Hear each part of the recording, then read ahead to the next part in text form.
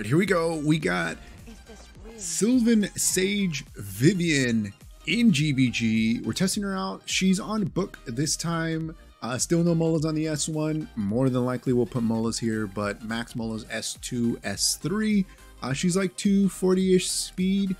And, you know, we've been trying her out in Arena and RTA just a little bit. And she's been okay. Nothing too crazy. Here we do outspeed the enemy team, so we will get increased crit damage buff for the Celine eventually when she goes. But let's see how much damage we can put up. We're gonna S1 here, the Lionheart Sirmia. We don't have attack buff.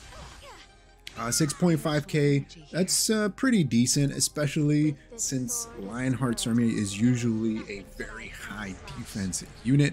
We do have Death Pen on our Spirit Isoline, but I mean, for the most part, Sylvan Sage Vivian, you know, did she do anything other here than just give us increased crit damage? Not so much, right? Because she can provide herself some mitigation and some healing. I think it's great if you bring her into like heavy AoE teams, but for the most part, it could have been anyone else. It could have been an attack buff, right? All right, next fight up, we're bringing her into Huayang. We'll see how this goes. We do have the Eula bait there.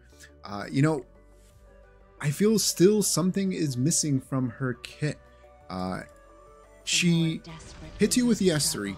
It's not that much damage. We have her 270 crit damage, 100% crit.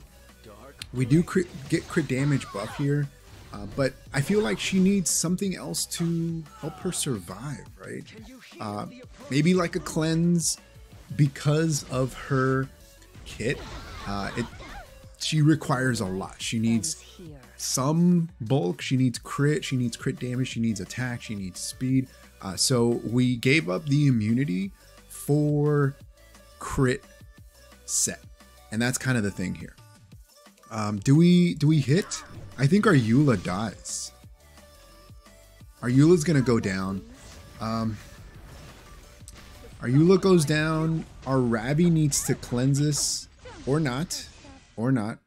So we'll be able to one-shot somebody. We're gonna go here on the Huayang. So just barely, we got 4k HP left. But, you know, maybe if she had like a cleanse, like a built-in cleanse, like after she gets hit, and like after she procs her thing, she cleanses herself, at least one debuff, right? We can't even S2 here because she's blinded. We don't have a cleanse or a built-in cleanse, right? She did 5.4k on the Arby, pretty squishy, right? And then that should be GG because this Last Rider Krau is not really going to do much. He's probably going to focus. Well, we're actually able to cycle back, so not too bad, right? Give everybody crit damage buff again, set up our APOC Ravi. But yeah, I mean, she does get that increased speed on the S1, which is kind of nice. But for the most part, unless you have her built glass cannon, she's not going to do too much. It's fine if we can have her go first. You know, maybe she softens up the enemy. But then after that, she's just going with her S1. Ideally, you want to soul burn, right? Her S1. But, you know, maybe it needs to proc again, kind of like Vivian's. Like, after you get a kill, it goes again and again. All right, here we go. Next fight up. We're going up against Huayang again. So the thing here is we brought in our Emilia for the cleanses against this Peira. Ideally, we're going to go first, right? Or we're going to go before the ML Vivian. So we can give her attack buff. We'll see what the attack buff does. I don't think it's going to do much, right? Because we're going to hit with the S3. We could hit with the S1. But I think we'll do decent damage. This will put her, I think, close to 4k attack, 270 crit damage. Okay, does nothing, but that's fine. We just S1, right? Maybe we get the provoke. Oh, we got the provoke. Very nice. So we can cleanse, put up a barrier here, And then they will have defense buff, which is not that great for us, but I think it'll be fine. So the defense buff means that when we try to flush with the Vivian here, we're not going to get that much damage. Okay, the burns, those are not good. We're just gonna flush. Let's see if we can put up any damage. No damage. Okay, let's see if we can get another provoke. No provoke this time. Let's see. So I think we just soul burn the Eula here.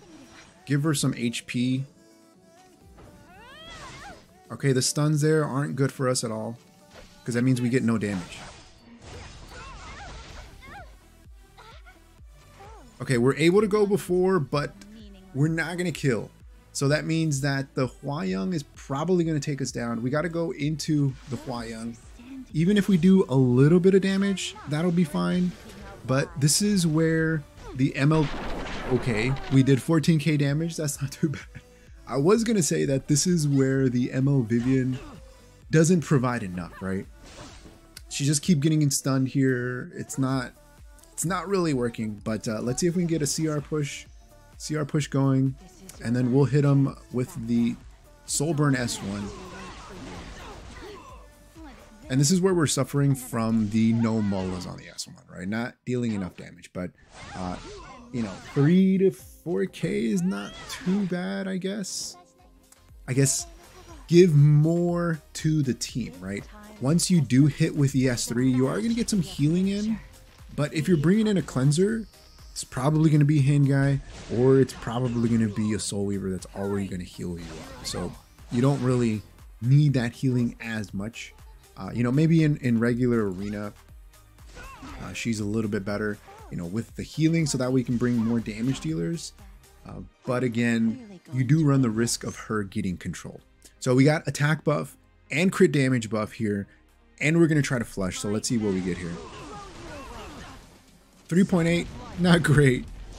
Again, he is a tanky unit. We didn't even get that barrier down on that Peira. She is on proof again, so there is that. You know, we just keep getting stunned, so that's fine.